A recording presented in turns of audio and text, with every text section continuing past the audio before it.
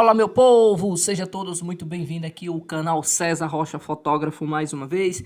Boa noite a todos, pessoal. Vocês que for chegando agora, esmaga no like aí. Muito obrigado a presença de cada um de vocês. Olha só isso aqui, pessoal. Justiça encerra o caso do Triplex do Lula. Isso mesmo, Lula tem mais uma vitória.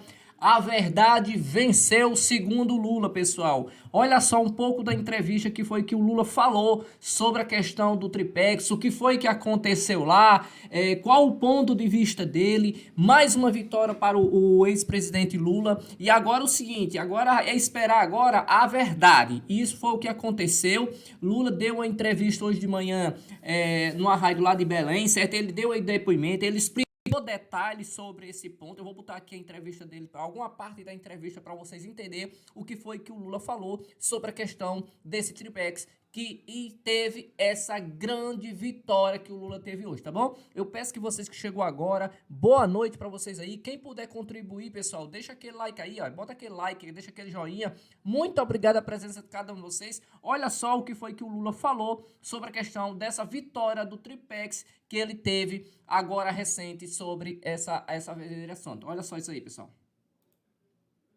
Contribuição do parabéns ao Corinthians, eu queria dar parabéns à torcida do Remo e do Paysandu, aí no nosso querido estado do Pará, e queria te dizer que eu estou feliz, você está vendo pela minha cara que eu estou feliz, porque eu acabei de saber a notícia de que a 12ª Vara da Justiça Federal de Brasília anulou e arquivou o processo do triplex.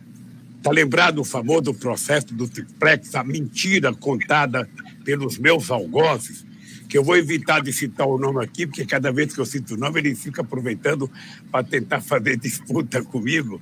Ou seja, mas as mentiras que foram contadas contra mim, sabe? No caso do triplex, ontem a Justiça Federal matou, sabe, definitivamente esse processo. É por isso que eu estou feliz, porque eu sempre acreditei que a verdade viria à tona. Olha, veja, nós estamos começando ainda, Abner, o processo eleitoral. As alianças não estão definidas. A chamada janela partidária, que termina agora em março e abril, que as pessoas podem trocar de partido, ainda não aconteceram. Então, nós vamos ter que ter um pouco mais de paciência para ver como é que vai ficar o quadro político, as alianças estaduais, as alianças a nível federal, para que a gente possa ter uma definição, sabe, de quem vai disputar de verdade as eleições para presidente da República e as eleições para governadores, senadores e deputados. Eu estou tranquilo, veja, de que o quadro mudou um pouco depois da nossa entrevista, porque naquele evento não se previa ainda quem eram todos os candidatos, e agora surge a figura do Moro. O Ciro Gomes continua candidato, lançou a candidatura oficial, e eu acho bom para a democracia brasileira que tenha muitos candidatos. Eu digo sempre, Abner, que quando eu fui candidato pela primeira vez em 89, eu disputei as eleições contra figuras muito importantes.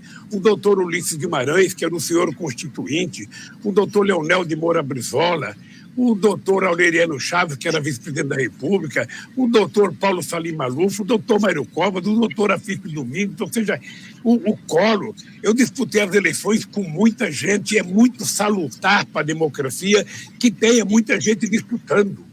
Quem achar que tem voto, quem estiver participando de um partido político, quem achar que tem solução para os problemas do Brasil, que se apresente.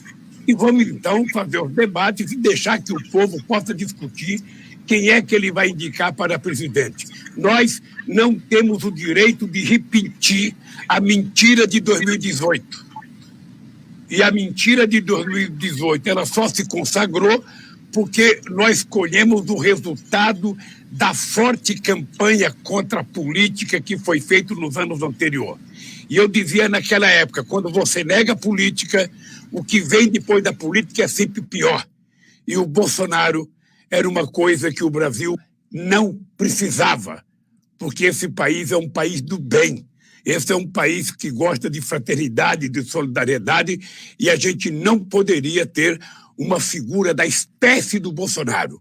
um homem sem amor no coração, um homem sem afeto, um homem sem ser solidário, um homem que não acredita na ciência, que não acredita na educação, que não acredita nas universidades, um homem que não se dá com ninguém, a não ser com os seus milicianos e com os seus grupos. O Brasil não merecia isso. De qualquer forma, eu acho que o povo vai ter uma chance agora, de 2022, sabe, dizer que Brasil que ele deseja, como é que ele quer que esse país seja governado e, quem sabe, o povo colocar de novo a esperança e o sonho na mesa e na urna para que a gente possa mudar definitivamente esse país. Voltar a sonhar, voltar a ser feliz.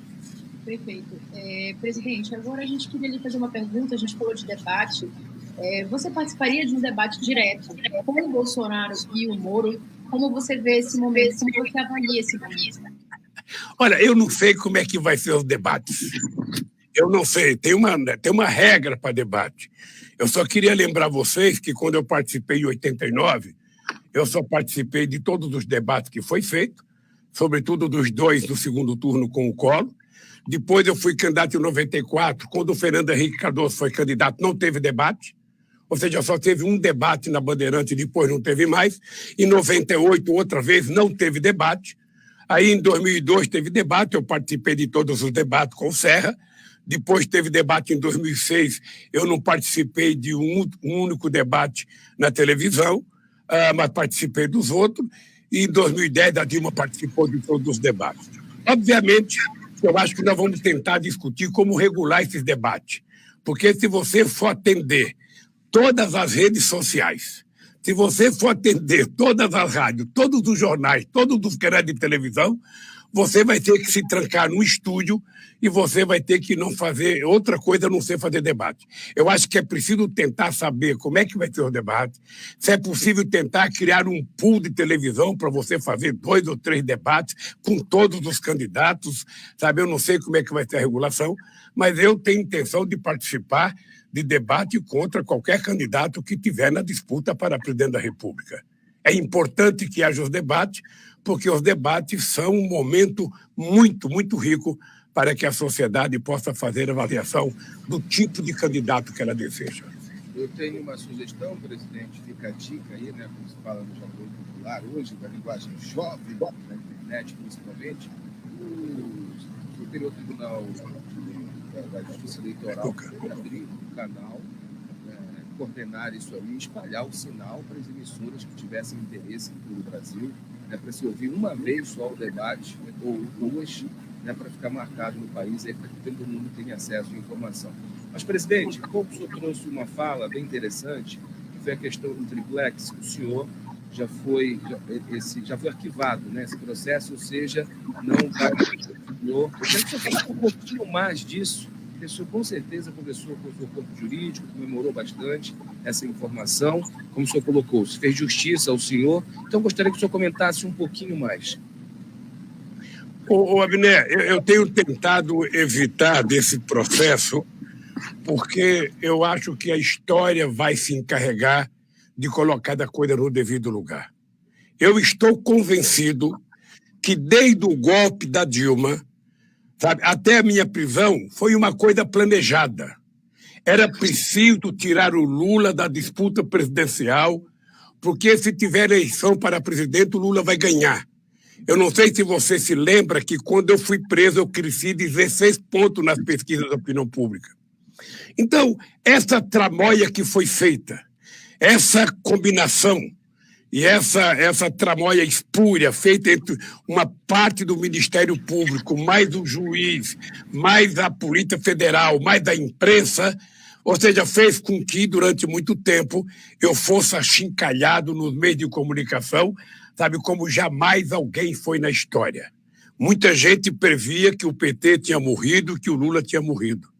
Como eu sempre acreditei na verdade, e acho que quem tem fé e que tem a consciência limpa vai sempre vencer, eu hoje estou numa posição de muita tranquilidade, vendo a verdade aparecer a cada dia, a cada hora, a cada movimentação.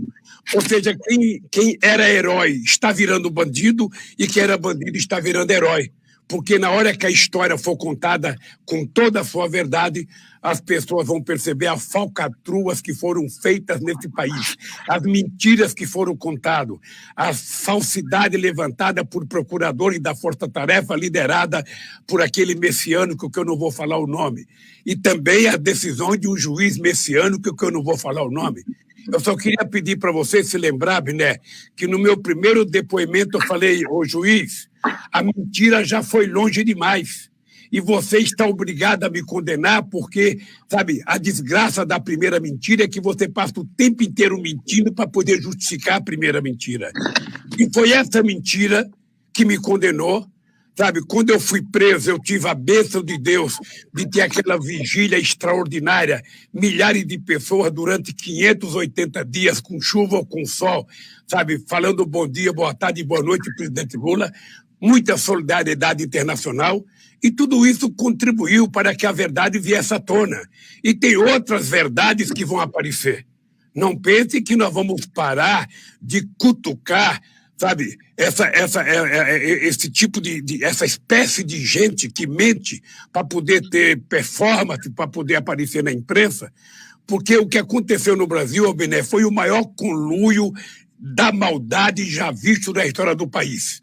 Um juiz, um grupo de procuradores liderado por um messiânico, mais uma parte da Polícia Federal e mais uma parte da imprensa brasileira.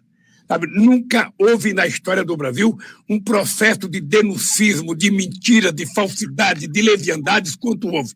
E isso agora está vindo à tona. É por isso que eu fico feliz a cada vez que a gente desmonta uma mentira e começa a provar que mentirosos foram aqueles que nos acusaram. E o tempo vai se encarregar de provar a verdade. E eu quero aproveitar a campanha para discutir esse assunto, sabe, e discutir os assuntos do povo brasileiro.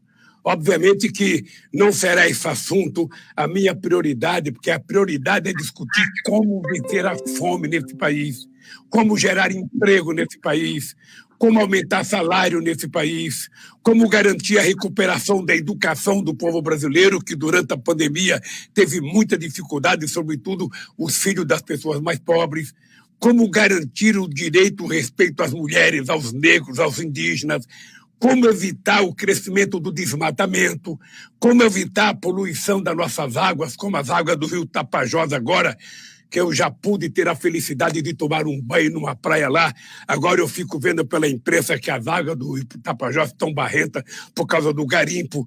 Sabe, tudo isso são prioridade na minha tarefa de tentar reconstruir o nosso Brasil, que precisa ser reconstruído. Perfeito.